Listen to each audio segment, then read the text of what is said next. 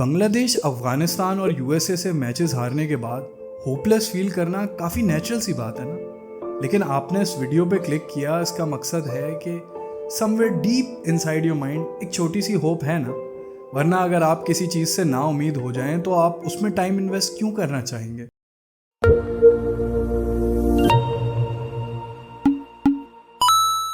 तो फिर समझने की कोशिश करते हैं कि हम इस मकाम तक पहुँचे कैसे और किस तरह हमारे ज़्यादातर मसलों में पीसीबी की मिसमैनेजमेंट और उसमें पॉलिटिकल इन्वॉल्वमेंट का हाथ है। और फिर फाइनली डिस्कस करेंगे कि क्या ये वक्त आ गया है कि हम बिल्कुल होपलेस हो जाएं या होप रखने की कोई वजह बाकी है। वैसे तो पाकिस्तान क्रिकेट टीम तमाम ही फॉर्मेट्स में पिछले एक साल में काफ़ी बुरा कर रही है, लेकिन for the sake of this video हम मेन फोकस रखेंगे इस वक्त बांग्लादेश की सीरीज़ पे और टेस्ट मैचेस पे इन पर्टिकुलर। लेकिन बहुत सारे ऐसे रीजंस हैं जिसमें तमाम फॉर्मेट्स कवर होंगे। और सीरीज़ को एनालाइज करने का ये मकसद नहीं है कि मैं बांग्लादेश से क्रेडिट छीन रहा हूँ, क्योंकि मेरे हिसाब से बांग्लादेश ने हमें तीनों एस्पेक्ट्स ऑफ द गेम में आउट क्लास किया और बेहतर क्रिकेट खेली, जिसकी वजह से आज वो सीरीज़ के विनर हैं और हम नहीं हैं। लेकिन इस वक्त हम बात कर रहे हैं कि पाकिस्तान के साथ ये मसले क्यों पेश आ रहे हैं। तो मेरे हिसाब से इस सीरीज़ की बात करें तो 4 रीजंस हैं जो कि स्टैंड आउट करते हैं, जिनकी वजह से हम इस मोड़ तक आए हैं। रीज़न नंबर 1 है कि पाकिस्तान के पास एक एक्सप्रेस पेस बॉलर की कमी है। सेकंड रीज़न है कि हम लोग के पास एक एक्सपीरियंस्ड और क्वालिटी स्पिनर्स की बहुत ज़्यादा कमी में हो गई है। थर्ड रीज़न ये है कि ओवरऑल जो हमारा स्क्वाड है वो बहुत इनएक्सपीरियंस प्लेयर्स से भरा हुआ है और हमारे पास एक्सपीरियंस प्लेयर्स की बहुत कमी है। और चौथा रीज़न ये है कि ये जो सीरीज़ हुई है वो एक बहुत ऑड टाइम पे हुई है, जिसकी वजह से हमें नुकसान हुआ। तो jumping straight into the reason number 1, जो कि है एक्सप्रेस पेस की कमी होना। तो अगर आप दुनिया भर में भी देखेंगे तो तमाम टीम्स एक्सप्रेस पेसर की तलाश में हैं। अभी इंग्लैंड ने जॉश हुल को इंट्रोड्यूस करा दिया है अपनी इंटरनेशनल टीम में, जिनकी 20 साल की उम्र है और टोटल 10 फर्स्ट क्लास मैचेस खेले। वजह यह है कि वो मार्क वुड की एक रिप्लेसमेंट चाहते हैं और ये मैटर नहीं करता कि अभी आपका एक्सपीरियंस क्या है, ज़्यादा मैटर करता है कि पेस की उनको बहुत ज़रूरत है। और इस सीरीज़ की भी बात करें तो नाहिद राना ने या तस्कीन अहमद ने जिस तरह से विकेट्स ली, एक फ़र्क नज़र आया कि हमारे पास उस पेस की कमी थी और बांग्लादेश के पास वो एक एक्स फैक्टर था।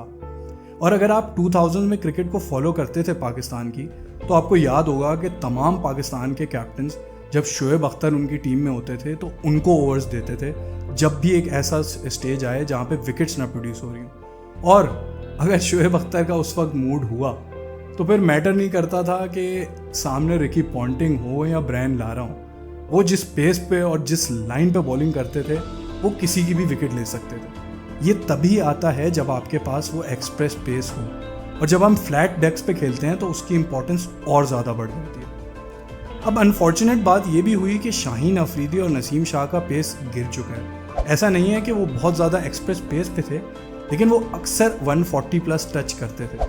अब यहाँ पे आ जाती है पीसीबी की मिसमैनेजमेंट। होता यह है कि एक कैप्टन और प्लेयर्स इनसिक्योर होते हैं हमारी टीम में। उन्हें पता होता है कि एक सीरीज़ भी बुरी गई तो उन्हें ड्रॉप कर दिया जाएगा। तो फिर नेपाल का मैच हो या नीदरलैंड्स का मैच हो, हमारा कैप्टन कोशिश करता है कि बेस्ट प्लेइंग 11 को खिलाएं और प्लेयर की भी कोशिश होती है कि उसमें खेलें, वरना वो ड्रॉप हो जाएंगे।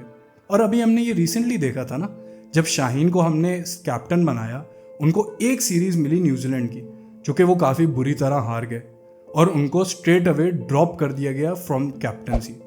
तो ये इनसिक्योरिटी ही है जिसकी वजह से हम इनको खिलाते रहते हैं। और जहाँ तमाम कंट्रीज़ उन बड़े प्लेयर्स को और फास्ट बॉलर्स को इन पर्टिकुलर मैनेज करते हैं, हम उनको और मैचेस खिला के उनको इंजरी प्रोन कर देते हैं और उनका जो एक्स फैक्टर होता है उसको हम छीन लेते हैं। अब इसमें यह भी समझने की ज़रूरत है कि जनरली जो एक एक्सप्रेस पेसर है वो बहुत एक रेयर कमोडिटी है। इसकी वजह यह है कि ये जो स्किल होती है ये वैसे ही बहुत कम देखी जाती है, और फिर आप अगर इंजरी से बचते हुए इंटरनेशनल स्टेज पे पहुंच भी जाओ तो उसके बाद भी इतने सारे ओवर्स जब आप करते हो तो इंजरी से बचना बहुत मुश्किल होता है। यही वजह है कि हमने हारिस रऊफ को कहा था कि वो ऑस्ट्रेलिया की सीरीज़ के लिए आ जाएं, उन्होंने मना कर दिया, तो हमारे पास कोई और ऑप्शन नहीं बचा। फिर हम बात करते हैं कि हमें स्पिनर्स की कमी क्यों आ रही है। जहां इस सीरीज़ में बांग्लादेशी स्पिनर्स ने 15 विकेट्स ली, पाकिस्तान के स्पिनर्स ने टोटल 5 विकेट्स ली। अब इसमें हमारे ये भी गलती थी कि पहले टेस्ट मैच में हमने कोई फ्रंट लाइन स्पिनर खिलाया ही नहीं, लेकिन फिर भी एक बहुत बड़ा गैप है ना। तो पहले मैं स्पिन को समझूं या समझाऊं, इसमें ये समझने की भी ज़रूरत है कि एक क्लियर डिस्टिंक्शन है।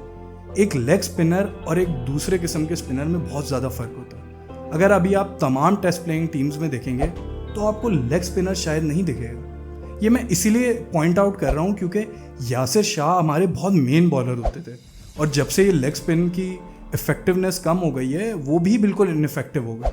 अब लेग स्पिनर की इफेक्टिवनेस कम हुई क्यों है, स्पेशली इन टेस्ट मैचेस, तो ये एक सेपरेट वीडियो का टॉपिक है, लेकिन अभी स्टिक करते हैं कि अगर लेग स्पिनर नहीं तो एक ऑफ स्पिनर या अनऑर्थोडॉक्स या ऑर्थोडॉक्स लेफ्ट आर्म स्पिनर क्यों नहीं प्रोड्यूस कर रहा। अब आई नो कि अबरार अहमद भी लेग स्पिनर हैं, लेकिन वो एक ट्रेडिशनल लेग स्पिनर नहीं है ना, क्योंकि ना वो रिस्ट को उस तरह से यूज़ करते हैं और फिर एक मिस्ट्री एलिमेंट भी आ जाता है, तो आई थिंक वो एग्जैक्टली इस कैटेगरी में फॉल नहीं करे। तो अब अगर स्पिनर की बात करें, आई थिंक जो सबसे बड़ा रीज़न है वो है रिदम की कमी होना। होता यह है कि टेस्ट क्रिकेट में या रेड बॉल क्रिकेट में रिदम बहुत ज़्यादा इंपॉर्टेंट होता है। आपने जितने ज़्यादा ओवर्स कराए हो इन फर्स्ट क्लास क्रिकेट, वो आपके रिदम को बनाते हैं, और ये इसीलिए इतना इंपॉर्टेंट होता है कि टेस्ट क्रिकेट रिक्वायर करता है कि आप कंसिस्टेंटली एक लाइन पे बॉलिंग करते रहें। इससे होता यह है कि इवेंचुअली जो बैटर होता है वो अपनी पेशेंस लूज़ करता है और कभी गलती करता है तो उसी वक्त आप विकेट ले पाते हो। और पाकिस्तान की अनफॉर्चुनेट बात यह है कि ना ही हम बिग 3 का पार्ट हैं जो कि साल में 15 से 20 मैचेस खेलें, और ना ही पीसीबी हमारी इतनी अच्छी है कि वो फर्स्ट क्लास क्रिकेटर्स को इतने पैसे दे कि वो अपना ज़्यादा टाइम इन्वेस्ट करे इन टेस्ट क्रिकेट। तो होता यह है कि नेचुरली वो वाइट बॉल क्रिकेट में इन्वेस्ट करते हैं या वो स्किल्स डेवलप करने की कोशिश करते हैं जिससे उनको वाइट बॉल क्रिकेट में फ़ायदा हो और फ्रेंचाइज लेवल पे वो अच्छा कर सकें। तो वो जो रिदम वाला एलिमेंट है वो चला जाता है। अब इसमें एक और इंटरेस्टिंग बात ये भी है कि अगर हम अबरार अहमद के अलावा देखें, जो हमने स्पिन ऑप्शंस यूज़ किए वो हैं नुमान अली और साजिद खान। इन्होंने लास्ट 2 से 3 कायदे आज़म ट्रॉफी में बहुत अच्छी बॉलिंग की है, और दोनों में अगर आप एक कॉमन फैक्टर देखेंगे तो वो ये है कि दोनों ही वाइट बॉल क्रिकेट में उस तरह से इफेक्टिव नहीं हुए। तो इनके पास कोई और ऑप्शन नहीं था but to keep playing Quaid-e-Azam trophy and first class cricket, ताकि वो टेस्ट मैचेस में आ सके। अब इन सारी बातों का ये मकसद नहीं कि अबरार अहमद या नुमान अली बुरे स्पिनर हैं। इसमें बाय द वे मैं साजिद खान को इसीलिए मेंशन नहीं कर रहा क्योंकि इवन दो वो एक अच्छे स्पिनर थे और कायदे आज़म ट्रॉफी की परफॉर्मेंस है, लेकिन उनकी इंटरनेशनल में उस तरह से वो रेप्लिकेट नहीं हो सकी। बट ही स्टिल 31, और एक स्पिनर जो है 37-38 तक ईजिली खेल सकता है। तो आई एम होपफुल कि इम्प्रूव वो करेंगे और इवेंचुअली वापस आएंगे टीम में। लेकिन नुमान अली की बात करें तो I think he deserve to be in this playing 11, और एटलीस्ट स्क्वाड में आना तो डिज़र्व करते थे। और फिर Abrar Ahmed, I don't think एक टेस्ट मैच का बुरा जाना ये प्रूव करता है कि वो अच्छे स्पिनर नहीं रहे। इनफैक्ट मेरे हिसाब से उनके अंदर बहुत पोटेंशियल है। आपको ये भी बात याद रखनी होगी कि 3 महीने बाद उन्होंने ये टेस्ट मैच खेला था, तो आप जब उनको एक्सपीरियंस देंगे और जैसे जैसे वो अपनी लाइन पे कंसिस्टेंट होंगे तो ऑटोमेटिकली बेहतरी आएगी उनमें। और एक्सपीरियंस से याद आया, तीसरे पॉइंट की तरफ हम चलते हैं, जो कि है हमारे पास एक्सपीरियंस प्लेयर्स की कमी होना। अब मैं अगर बांग्लादेशी टीम की बात करूं तो मैं सिर्फ 4 प्लेयर्स की बात करूंगा कि शाकिबुल हसन, मोमिनुल हक, मुशफिकुर रहीम और मेहदी हसन मिराज। इन 4 प्लेयर्स के अगर मैं टेस्ट मैच एक्सपीरियंस की बात करूं तो हमारे पहले टेस्ट मैच की प्लेइंग 11 और दूसरे टेस्ट मैच की प्लेइंग 11 दोनों से ज़्यादा इन 4 प्लेयर्स का एक्सपीरियंस था। ये फ़र्क बताता है कि हम कितनी यंग टीम है। बांग्लादेश भी इतने टेस्ट मैचेस नहीं खेलता, इफ़ एनीथिंग वो हमसे भी कम टेस्ट मैच खेलता है, लेकिन फिर भी ओवरऑल उनकी एक रिलेटिवली एक्सपीरियंस टीम थी। इसके बाद लास्ट पॉइंट पे चलते हैं, जो कि है ऑड टाइम पे सीरीज़ का होना। इसकी बात मैंने अपनी एक वीडियो शॉर्ट में भी की थी, क्योंकि जो वर्ल्ड टेस्ट चैम्पियनशिप का आपको कोटा भी पूरा करना है, और फिर इस बार चैम्पियंस ट्रॉफी भी पाकिस्तान में हो रही है, PSL भी पाकिस्तान में होना है, तो एक यही छोटी सी विंडो बची जिसमें हमें सीरीज़ करानी पड़ी। अब यूजुअली इस टाइम पे ना कायदे आज़म ट्रॉफी होती है, ना कोई डोमेस्टिक कंपटीशन होता है, क्योंकि ये मानसून का पीरियड होता है और यहाँ पे मैचेस कराना बहुत मुश्किल होता है। और जो हमारे असिस्टेंट कोच हैं अज़हर महमूद, जो रावलपिंडी में ही पैदा हुए थे, उन्होंने भी जब विकेट देखी तो वो एक्सपेक्ट कर रहे थे कि टिपिकल रावलपिंडी की विकेट है जहाँ पे घास मौजूद है और सीमर्स को यहाँ पे फ़ायदा होगा, लेकिन ऐसा नहीं हुआ। इसने बिल्कुल ही डिफरेंट बिहेव किया। अब यहाँ पे पीसीबी की मिसमैनेजमेंट कैसे आती है? आई थिंक उसका ताल्लुक है रमीज़ राजा से। जब 2022 में ऑस्ट्रेलिया ने टूर करना था तो उन्होंने बिल्कुल फ्लैट डेक बना दिया रावलपिंडी को, जो कि ट्रेडिशनली जैसे मैंने कहा ऐसा होता नहीं है। उन्होंने इसलिए ऐसा बनाया क्योंकि वो चाहते थे कि ऑस्ट्रेलिया के फास्ट बॉलर्स इस डिफरेंट वेदर कंडीशंस में और एक दूसरी जगह पे आके थकें, बहुत सारे ओवर्स कराएं और वो फटीक की वजह से इस सीरीज़ में हारे। लेकिन ना वो हम सीरीज़ जीते और ना ही तब से लेके आज तक रावलपिंडी की विकेट उस तरह से रही है।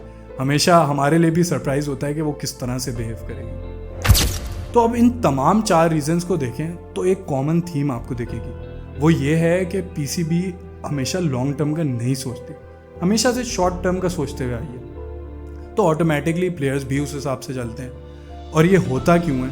इसकी वजह यह है कि हमारा जो प्राइम मिनिस्टर होता है वो इलेक्ट करता है पीसीबी के चेयरमैन को, और क्योंकि हमारे पास पॉलिटिकल इंस्टेबिलिटी इतनी ज़्यादा है तो उस चेयरमैन को भी पता नहीं होता कि वो अपना टेन्योर पूरा कर पाएगा, और ना ही उस पॉलिटिकल पार्टी या पीएम को पता होता है। तो सारे जो मूव्स होते हैं वो बहुत शॉर्ट टर्म होते हैं। हर कोई अपने कोचेस लाने की कोशिश करता है, अपनी सिलेक्शन कमेटी बनाता है, टीम में चेंजेस करता है, ताकि अगर अच्छे रिजल्ट्स आ जाएं तो लोगों के जहन में एक परसेप्शन हो जाए, और स्पेशली उस पीएम के जहन में परसेप्शन हो जाए कि उस चेयरमैन की वजह से ये चेंजेस आए। और फिर जब दोबारा वो पीएम आए अपनी गवर्नमेंट में, या फिर अगर वो लॉन्ग लास्ट करे तो उस चेयरमैन का टेन्योर भी लंबा हो सके, तो सब अपना फ़ायदा देख रहे होते हैं। और हम ये भूल जाते हैं कि जो पीसीबी के चेयरमैन की जॉब है, just like any other CEO job, ये एक एडमिनिस्ट्रेटिव जॉब है। ऐसा नहीं है कि आप पूरा साल कमेंट्री करते रहें या आप दूसरे चीज़ों में इन्वॉल्व रहें, कंपनीज वगैरह में जॉब करें और फिर यहाँ पे आके एक एडमिनिस्ट्रेटिव जॉब ले लें। तो यही ये साबित करता है कि क्योंकि पीएम बना रहा है और एक मेरिट बेस पे नहीं आ रहे, तो कभी भी वो उस तरह से इफेक्टिव नहीं होता। तो क्या हमारी क्रिकेट टीम का हाल भी वही होगा जो हमारी हॉकी टीम का हुआ है? और क्या इसको लोग देखना छोड़ देंगे जिस तरह से हॉकी को लोगों ने देखना छोड़ दिया? नहीं। यहाँ पे एक छोटी सी गुड न्यूज़ ये है कि पीसीबी, जो कि एक लॉस मेकिंग बोर्ड होता था, वो अब 4th लार्जेस्ट बोर्ड बन चुका है पूरी दुनिया में। तो cricket in our country, whether we like it और not, is too big to fail. लेकिन फिर सवाल ये पैदा होता है कि एक क्रिकेट फ़ैन या पाकिस्तान क्रिकेट फ़ैन होपफुल हो, और होपफुल होने का रीज़न है ही क्या? क्योंकि हर छोटी बड़ी टीम तो हमें हरा देती है। तो इसमें एक गुड न्यूज़ है और एक बैड न्यूज़ है। बुरी खबर यह है कि क्योंकि पॉलिटिकल एनवायरनमेंट हमारा ऐसा ही रहेगा और पीसीबी मुझे अचानक से तो ठीक होते हुए नहीं दिखती, तो हमारी टीम इनकंसिस्टेंट और अनप्रिडिक्टेबल ही रहेगी। लेकिन गुड न्यूज़ ये है कि हमारी टीम अनप्रिडिक्टेबल तो हमेशा से थी ना। जब 2007 के हम ओडीआई वर्ल्ड कप में फर्स्ट राउंड से बाहर हुए, आयरलैंड से हार गए, तो उसी साल हम T20 वर्ल्ड कप के फाइनल में पहुंचे। फिर 2009 के हम T20 वर्ल्ड कप को जीत जाते हैं। पाकिस्तान 2009 का T20 वर्ल्ड कप जीत गए शाहिद खान। और जब 2009 में ही हमारे 2 best fast bowlers Mohammad Amir और मोहम्मद आसिफ स्पॉट फिक्सिंग से बाहर होते हैं, और 2015 में हमारे जो बेस्ट स्पिनर थे उस टाइम के, सईद अजमल, वो इलीगल एक्शन से बाहर होते हैं, तो हम 2016 में इंग्लैंड जाके उनको उनके घर पे एक सीरीज़ ड्रॉ करके नंबर 1 टेस्ट साइड बन जाते हैं। और फिर उसी साल हम T20 वर्ल्ड कप के फर्स्ट राउंड से दोबारा बाहर हो जाते हैं। लेकिन एक यंग टीम आती है और वो चैंपियंस ट्रॉफी जीत जाती है 2017 में।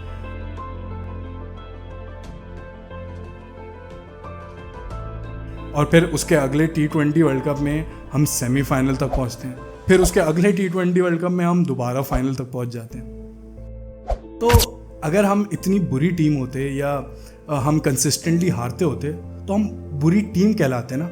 हम अनप्रेडिक्टेबल या इनकंसिस्टेंट इसलिए हैं कि ऑन आवर डे हम किसी टीम को हरा भी सकते हैं। अब आप ये सवाल मुझसे पूछें कि वो अच्छा दिन आएगा कब, तो उसका जवाब तो मेरे पास नहीं है। लेकिन एक बात मैं आपको गारंटी से कह सकता हूँ कि वो दिन आएगा ज़रूर। और एनालिस्ट और क्रिकेट फैंस इस पे हैरान ज़रूर होंगे, लेकिन उन्हें भी पता है कि पाकिस्तान की क्रिकेट तो ऐसे ही काम करती है।